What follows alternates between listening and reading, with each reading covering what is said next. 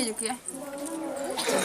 का जरूरी काम रहल का जरूरी काम रहल कि अब देखो हमार समझावल अगर मान जेबू तब तो ठीके बा, नहीं तो भाई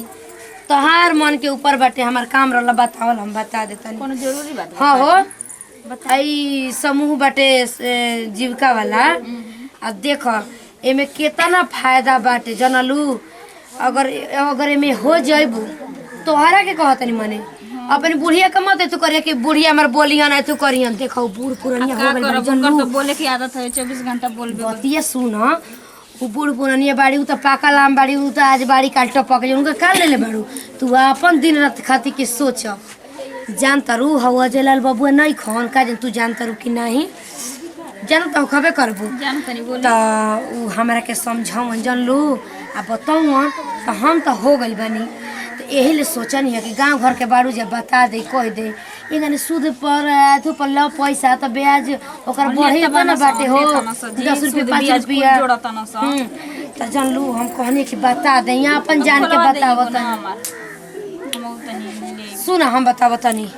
बुढ़िया की फेरा में मत पड़त। लोग लड़का के बारे में सोच दू पैसा के आदमी रहबू बतियावत रहनी है जी बहुत एमे फायदा बा। बचिया एक से एक लाभ बाटे जानलू। अब जाए त जानत नहीं ऐसन मर्द बना दिन भर बस खाता ना पियत ना दिन भर घूमत ना कोनो काम धंधा दिन के जिम्मे होखा बुए में हां जी तनी बतियाई में देखो बतियावे के नहीं खे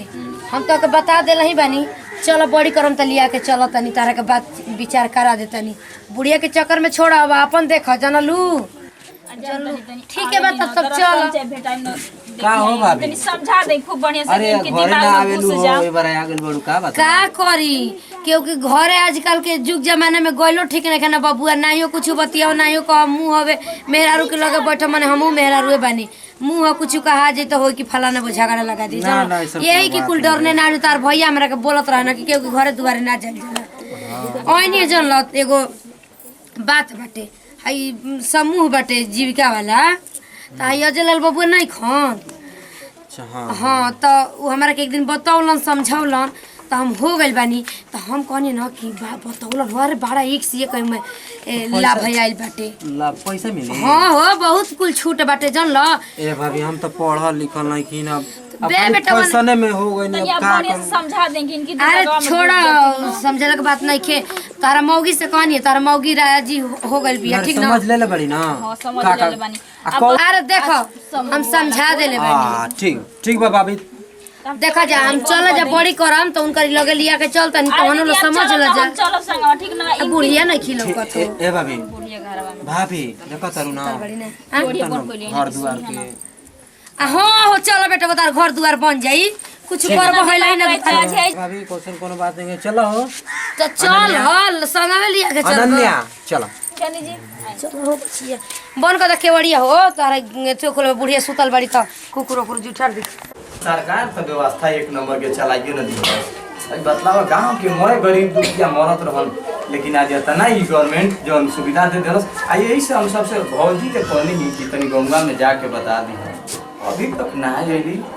अच्छा तू समझ ले गली बाड़ी तो बतलाइबे करी हम काहे कि बहुत लाभ बाटे जीविका में। हां बड़ा ए बाबू का ए भाभी अच्छा यही में बड़ा हां हां आओ तनी आओ आओ चलो हो नमस्ते जी जी प्रणाम आओ हो अनन्या आओ दो तीन जनी तैयार भइल बड़ी जा अच्छा। एक जन के लिया कहनी एक जन कहली कि हमरा के सुबेरे लिया के चल अच्छा अच्छा हम कहले ठीक है बाटे ठीक है। समझा दई ना हमके इका है इन करा देखे बिहार हम बताओ तनी पढ़ा लिखा ना बिहार ग्रामीण जीविकों को पार्जन का हो प्रोत्साहन की का समझे उतने पढ़ के बता हमरो उतना बाकी से पूछा नहीं खे ना बिहार ग्रामीण जीविका पार्जन प्रोत्साहन समिति ई जवन गवर्नमेंट की बात है ई गवर्नमेंट बड़ी से सोच समझ के बता दे एमे कुछ दिक्कत नहीं के खुद बबुआ बताइए कि ठीक से समझा बबू समझा दा जैसे हमके समझ समझा दे जो नहीं काहे बाद हम झगड़ा ए धरा समझ समझाओ बबू अरे अनन्या जी बतला देतनी कि बिहार सरकार के एगो हमनी के जीविका पार्जन ई समिति बा तनी तेज बोल सही कनी के ई हर गांव में चलत है पूरा बिहार में चारों तरफ छपल चारों तरफ हां और यूपी समाज यूपी में चारों ओर चल रहल बा ये अब सवाल बाटे देख ले जा काहे के एक अपन करा- समझ के आदमी न को ना ना एकरा में देखी एकरा में हमनी के मान की बानी ये बता दे क्या नहीं अब तो गाँव सब के बानी तो आदमी विश्वास न कइले बाटे एकरा में हमारे अब चाची जी को तनी कि दीदी जी जाके बताओनी हम का करी कपड़ा में एकरा में जो हमारा औरत बड़ी वो सीएम बड़ी अच्छा उ हां वो सब हमनी के ना रहिला जा एकरा में सब औरतन के घूस उस लगी ना ना ये तो वैसन चीज बा अरे बुढ़ा ताला लगाई जवना में घूस ना चैन से बैठा कि ना ये करा लखा बढ़िया संस्था भी कौनो नहीं ये करा में ना घूस लागे के बा ना कौनो चीज साप्ताहिक 10 रुपया लगेला बस अपन करा के सब भी बैठेला और हम तो लेकिन हम तो सोचा कि 200 रुपया ना लगेला जी फ्री को हो जाला नहीं 10 रुपया का हो गइल पैसा मिलत 1000 को 10 रुपया ना ना एकरा में ई फायदा बा कि जब जरूरत बा कोनो बिजनेस व्यवसाय करे के बा गवर्नमेंट पैसा दी आ वो करा के लेके आई अपन भोई बकरी जवन हम ऐसे ना एकरा में हमारे औरत बड़ी आ रुआ सब के सब समझा दिहन एकरा में समझ लो कि बहुत बढ़िया चीज बा साप्ताहिक 10 रुपया मान लगे 2 रुपया तहर बचतो बा आ कोनो बिजनेस करे के बाटे तो एकरा में सरकार लोन देला आ लोन लेके अपन मवेशी किन देला बकरी पागल मर्द पागल ये कुछ समझबे ना करे ना बस दिन भर खा पी घूम घूम अगर समझ जाइए ना हाँ। एकरा से कुछ आदमी बन जाए आदमी बन जाई अरे लेके कर ले पैसा बिजनेस व्यवसाय करे कुछ और ठेला वाला किन दे चलिए अब तो हम अकेले बानी मर्द के कुछ समझ आई के नहीं खे ना, एगो बूढ़ मातारी बाड़ी तो वो बूढ़ वेथु बाड़ी अपन आज और तो बाड़ी विश्वास है ना विश्वास है ना तो- पकड़ नहीं हमें तो सुनो ना अच्छा तो कर जा हारावा जाके हमारा रुआ भी है ना तू हमारा ओकर समझ ली हो आ सब बता दी एकरा में हो जा लोग बहुत फायदा बा काहे की बा एक करे से सारा चीज होके के बाद देखो तड़ू अगर पैसा नहीं ये खेलो चार हाथ आदमी खाती बा पागल आदमी खाती नहीं खे तारा भी पैसा ये नहीं खे समझ जाए मामा। हुए आइए में तारा भी पैसा नहीं खे गांव में जाता रू मांगे केहू कहता कि 5 रुपया ब्याज ले केहू कहता 10 रुपया ब्याज ले आ ये कारा में ये शुद्ध बिया बिया ना तोरी दुआरिया पर इहे बात बा आज जेबू तो हमर मेहरारू बड़ी सब समझा दीदी मन सोच ले बनी अरे सुनो ना जेबू गांव में 10 रुपया ब्याज मांग दे समझ हवा छिया जी एकरा में तो 1 रुपया सरकार देतिया आ लेके भैंस किन के दू हो ठेला सब्जी दुकान तारा जीवन मन करता तेवन कर